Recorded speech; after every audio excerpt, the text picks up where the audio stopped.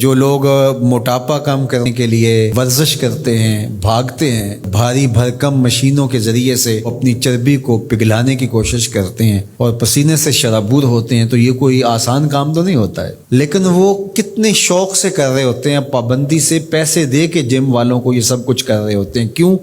کہ انہیں پتہ ہے کہ جسم کی فاضل چربی جو ہے اور اضافی مادہ جات جو ہیں وہ ختم ہو رہے ہیں اور میرا جسم توانا، چست اور تندرست ہو رہا ہے، تو وہ اس سختی کو پیسے دے کر بھی گوارا کرتے ہیں۔ اور ہمیں اگر یہ محسوس ہو جائے کہ یہ لوگوں کے تلخ رویے، لوگوں کی باتیں اور یہ آنے والی تکلیفیں، یہ بیماریاں، یہ سب کچھ ہمارے گناہ گھٹاتی ہیں، تو ہم تو پیسے دے کے لوگوں کو کہیں کہ لوگ ہمیں تنگ کریں اور ہمارے گناہ مٹ جائیں۔ تو اس لیے وہ تو مہربانی ہے ان کی جو اذیت دیتے ہیں، تکلیف پہنچاتے ہیں، اس لیے کہ اس کے بدلے میں گناہ دھل رہے ہوتے ہیں اور اندر صاف ہو رہا ہوتا ہے۔ یہ کوئی میرا بتایا ہوا اور بیان کردہ فلسفہ نہیں ہے۔ حضرت ابو سعید خدری اور حضرت ابو ہریرہ رضی اللہ تعالیٰ عنہ وہ فرماتے ہیں، ہم نے حضور سے سنا کہ مومن کو جو تکلیف، بیماری، پریشانی، صدمہ، دکھ، اذیت پہنچتی ہے، اللہ اس کے بدلے میں اس کے گناہوں کو ختم کر دیتا ہے۔ دکھوں کے بدلے میں یہ صلہ ملتا ہے تو دکھ تو پھر اچھے ہی ہوئے نا، دکھ تو پھر باطن کو سنوارنے والے ہی ہوئے نا۔ تو میاں صاحب نے تبھی تو کہا تھا کہ دکھ قبول محمد بخشا، راضی رہن پیارے۔ اگر اس کی رضا نصیب ہوتی ہے اور گناہ دھلتے ہیں تو پھر دکھ بھی قابل قبول ہے، اذیت بھی قابل قبول ہے۔ قال النبی صلی اللہ علیہ وآلہ وسلم من یرد اللہ بہ خیرا یصب منہ، اللہ جس شخص کی بھلائی کا ارادہ کرتا ہے اس کو مشکلوں میں، تکلیفوں میں مبتلا کر دیتا ہے۔ ایک تو حدیث آپ نے یہ بھی سنی ہوئی نا کہ اللہ جس شخص کی بھلائی کا ارادہ کرتا ہے اس کو دین میں فقاہت نصیب کر دیتا ہے۔ اور دوسری یہ روایت بھی صحیح بخاری کی ہے، اللہ جس شخص کی بھلائی کا ارادہ کرتا ہے اس کو تکلیفوں میں مبتلا کر دیتا ہے، دکھوں میں مبتلا کر دیتا ہے، اذیتوں میں مبتلا کر دیتا ہے، پریشانیاں اس کے اوپر نازل ہوتی ہیں، اذیتیں اس کے اوپر آتی ہیں۔ تو اللہ سے پیار کوئی سستا سودا تو ہے نہیں، سب سے بڑی نعمت ہے اس سے پیار کرنا۔ اور پھر وہ بندوں کو آزماتا ضرور ہے۔ میں اور آپ ہوتے کون ہیں؟ پیغمبروں کو آزمایا گیا ہے۔ حضرت ابراہیم علیہ السلام اللہ کے خلیل ہیں، خلیل کہتے ہیں گوڑے یار کو، لیکن آپ دیکھتے ہیں کہ جن آزمائشوں سے ان کو گزارا گیا ہم تو تصور بھی نہیں کر سکتے۔ بیٹے کی گردن پہ چھری رکھ کے ذبح کرنے کا کہا، یہ الگ بات ہے کہ بعد میں وہاں دمبا رکھ دیا گیا، لیکن انہوں نے تو چھری پھیر دی تھی بیٹے کی گردن پہ۔ یہ کوئی آسان کام ہے؟ جلتی ہوئی آگ میں چھلانگ لگا دینا یہ کوئی تماشا لب بام ہے؟ لیکن کر گزرے نا۔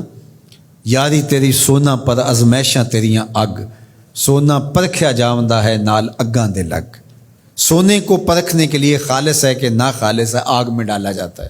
تو زندگی میں جو تلخیاں، تکلیفیں، اذیتیں، پریشانیاں، دکھ، مصائب، آلام، کمزوریاں، محرومیاں، بیماریاں اور دقتیں، ٹینشنیں، پریشانیاں، اپنوں بیگانوں کی طرف سے پہنچائی جانے والی اذیتیں، لوگوں کے کھردرے رویے، سخت بے مروتیاں، بے وفائیاں اور موسموں کے تغیر و تبدل کی وجہ سے جو اثرات مرتب ہوتے ہیں، اور ہماری معاشرتی ناہمواریوں کی وجہ سے جن تکلیفوں کو آئے روز ہمیں سہنا پڑتا ہے، گلی سے گزرتے ہوئے لوگوں کے رویے اور جو کچھ ہے، ان سب چیزوں کو آپ جو ہے وہ صبر کے ساتھ برداشت کرتے ہوئے آگے بڑھیں اور اپنا مطمع نظر اللہ کی رضا کو رکھیں گے تو اس کا لازمی نتیجہ یہ ہے کہ اللہ اس کے بدلے کے اندر آپ کو بہتر صلہ عطا فرمائے گا، بہتر اجر عطا کرے گا۔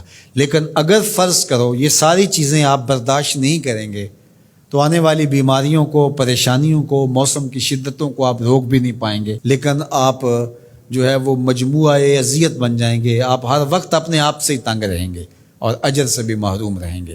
تو اس لیے یہ زندگی ان چیزوں کے ساتھ ہی گزرے گی اور ان چیزوں کے ساتھ ہی گزارا کرنا پڑے گا، اور یہ ساری چیزیں زندگی کے ساتھ ساتھ چلتی رہیں گی، تکلیفیں بھی آتی رہیں گی، ان کو برداشت کر کے آگے بڑھتے رہنا ہی ہماری زندگی کا حسن اور ہماری زندگی کا جمال ہے۔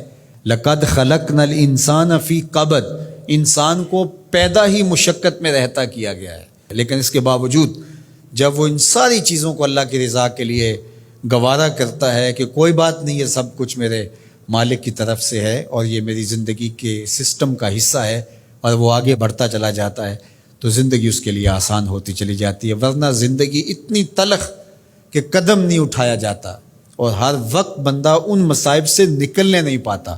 یہاں زندگی کی جو تلخیاں ہم دیکھ رہے ہیں، راستے میں پڑے ہوئے کوڑے کے ڈھیر، ابلتے ہوئے گٹر، اور جس طرح لوگوں نے تھڑیاں بڑھائی ہوئی ہوتی ہیں، اور جس طرح لوگوں کے رویے ہوتے ہیں، اور جس طرح جو ہے وہ لوگ رستے کے اندر چیزیں کھڑی کر کے چلے جاتے ہیں، اور لوگوں کے اس وقت ایک دوسرے کے خلاف نفرتوں سے سینے بھرے ہوئے، تو زندگی تو گزرے نا اگر بندہ اس کو درگزر کرنے کا مزاج پیدا نہ کرے۔ لیکن ظاہر ہے حساس آدمی تو حساس ہی ہوتا ہے، ان تکلیفوں کا اثر تو دل پہ پڑتا ہے، لیکن اس کا جواب نہیں دیتا۔ تو جب جواب نہیں دیتا ہے تو میرے حضور نے کتنی خوبصورت بات فرمائی، اللہ اس ایک ایک آنے والی تکلیف کے بدلے میں اس کے گناہوں کو دھو ڈالتا ہے۔ گناہ بھی ہمارے تھوڑے نہیں ہیں، تو میں سمجھتا ہوں کہ جس طرح زندگی ہماری کٹ رہی ہے، گزر رہی ہے، میرے مالک نے ہماری معافی کے راستے بھی بڑے رکھے ہوئے ہیں۔